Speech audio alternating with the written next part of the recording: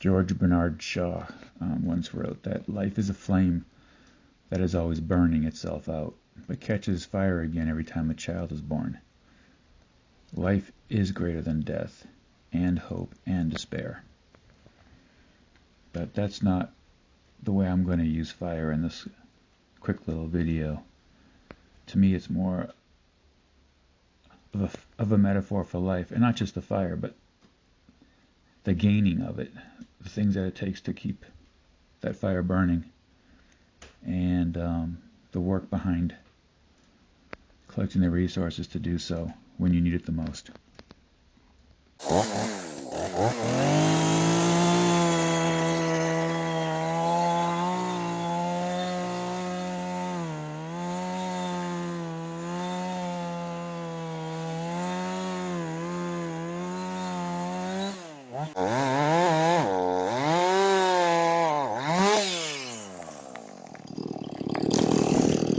Chopping wood, collecting wood, gathering wood, and other resources is a great metaphor for life. It's literally the work that's best done in good weather, so that when the dark clouds build in the horizon, you're prepared. Back to my tree, and I just tightened my chain and lubed it, and it keeps throwing the chain now. And Henry is not happy. You want to go back in the car? You can wait. I got some work to do. I got to get the rest of this tree down apart. So I'm in my mid-50s, and this doesn't have to be a young man's game. As a matter of fact, it can keep you young if you stay safe. Snow. But the amount of muscles, the different muscle groups you engage when you're cutting, pulling wood up hills, stacking it, chopping it, you'll feel those muscles that you haven't felt before the second you try to lay down in bed at night to go to sleep. So being out here in nature, in all the elements, the muscles that I seem to develop the most is between my ears. Nature has a way of simplifying everything by just quieting the mind. It's as it should be. As we aren't meant to live without it, I don't believe, or on top of each other.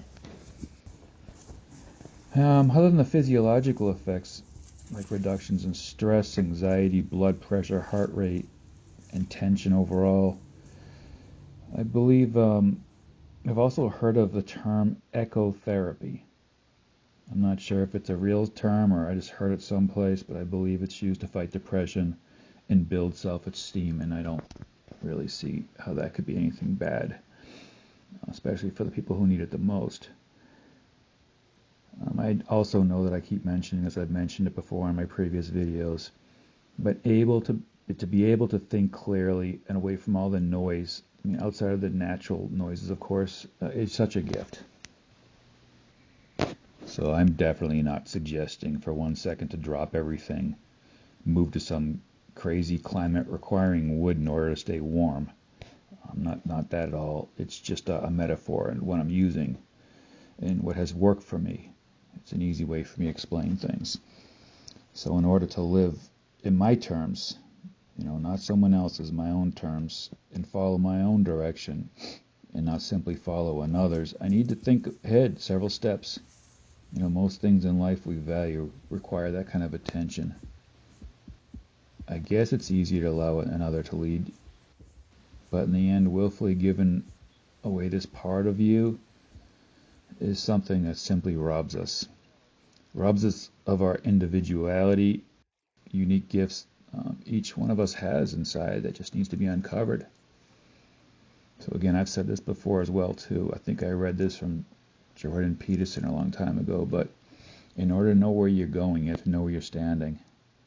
And so I'm a real advocate of reflecting on the past, being sure where I stand, so that the compass is pointed in the right direction to where I want to go.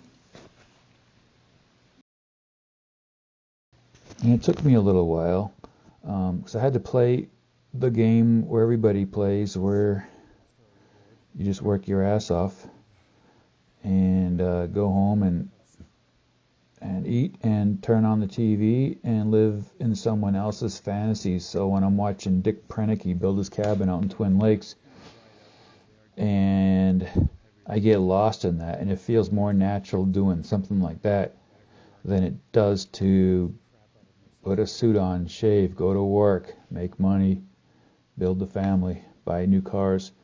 It didn't occur to me that I could do all of this stuff. And again, I'm not a prepper. Don't even need to be a prepper. I just feel more at home when I'm closer to nature. That's what the cabin taught me. Building that little cabin on Henry's Lake was some tough times, and just like what we're going through now. I mean, we've had a good run here, especially in this country, for the last 50, 60 years. We've had a building economy. If you want to work, you could find it. We had resources that were available to us at a reasonable price. I don't know if you've looked lately, but this COVID has shut things down so much that prices are going up. Things that were normal that we needed are going up. If you look at the price of timber, look at the prices there. They've skyrocketed. And there was this nagging feeling or voice that I kept hearing saying, you just need to get even more self-reliant. I need to get even more self-reliant. And again, not to be this loner guy in the middle of nowhere, because I'm not in the middle of nowhere. But I am away from standing shoulder to shoulder with people I don't know, what their intentions are, what their attitudes are, how that transfers to people around me and myself as well. I think the tough times really build strong people. And I think we've, like I said before, have been living in such, I hate to say easy times, because I know I'm marginalizing people who have struggled, but I have to just speak for myself right now, because I also have struggled, and I grew up poor, and I understand what saving for a rainy day means. And it doesn't mean having money to build your dream and do something excessive. It means that you can basically understand that if something happens and those dark skies get even darker and something gets shut down, that you can eat and you can stay warm and you can stay safe. And that's all I'm talking about here. So I'm trying to be very careful with my words, because I know in this year 2020 so many people have gone through such hell, so much pain, and I literally feel guilty saying this, but it's been a banner year for me personally. I've been working towards this for well over 25 years, step by step, and little steps by any stretch of the imagination, but steps nevertheless. And I always learned or thought that no matter how big a dream seemed or how big an idea seemed, that the best way to attack it, if it seemed too big, was just take a step towards it. So that's what I've been doing, and that's what I continue to do, and that's the reason why I left Los Angeles. There's many reasons, but that's the biggest reason. And so I got my off-grid cabin, where I plan to keep it that way and survive that way. And then I have my place in Montana that is not off-grid, but it's deep in nature. It's surrounded by trees and nature, and I have acres around me to explore, and I'm still in a sense of community, and so that's what I want at this age. So looking back at my life, I never felt like I need to be a prepper once again, but I always need to feel like I was prepared. Maybe that's just the old athlete in me.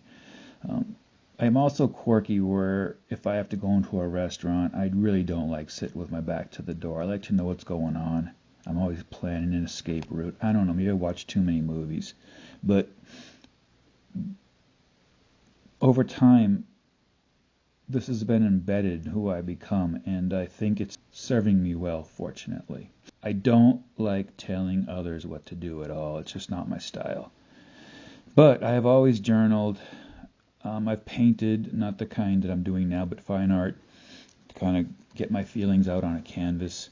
I always loved to photograph. As a kid, I had a little dark room, and now I'm a professional at it. But that's how I kind of sought through my ideas, feelings, and reconciled them.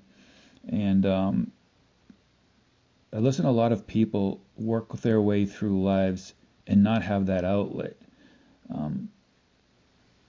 Especially the kids, the teenagers, and the young 20s. It seems like those types of fields have been poetry, art, writing, photography. Those things are just been kind of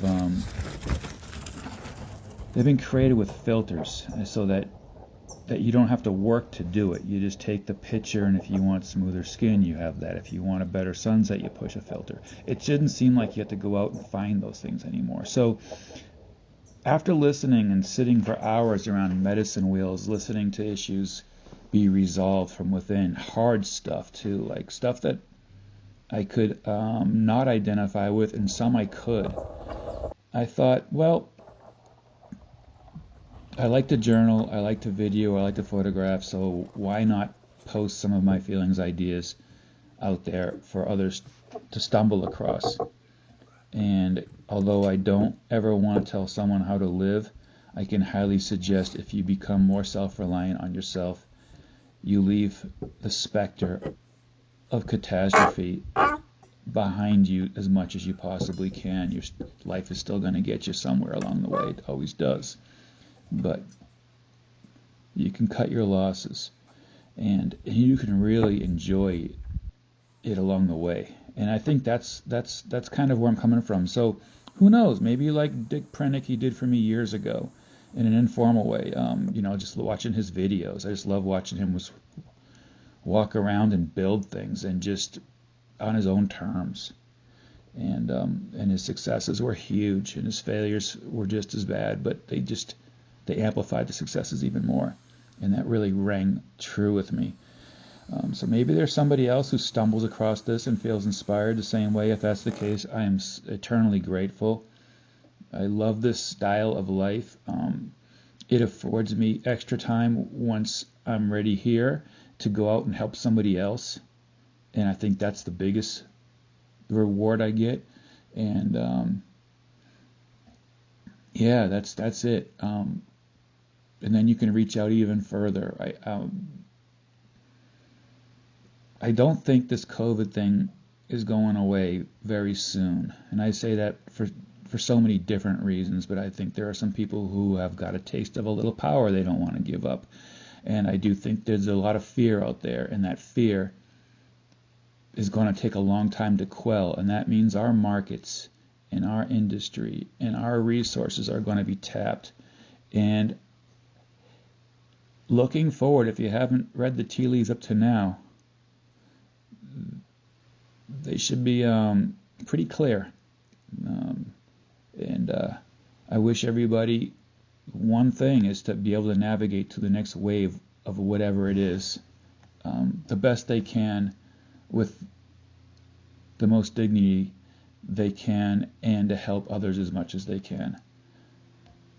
So with that, I'll bid adieu for now. It's been a long time since I've posted anything, but I've been so busy working on all the stuff that I need to get back to slowing down a bit more and taking a few more pictures and videos and recording some more journaling.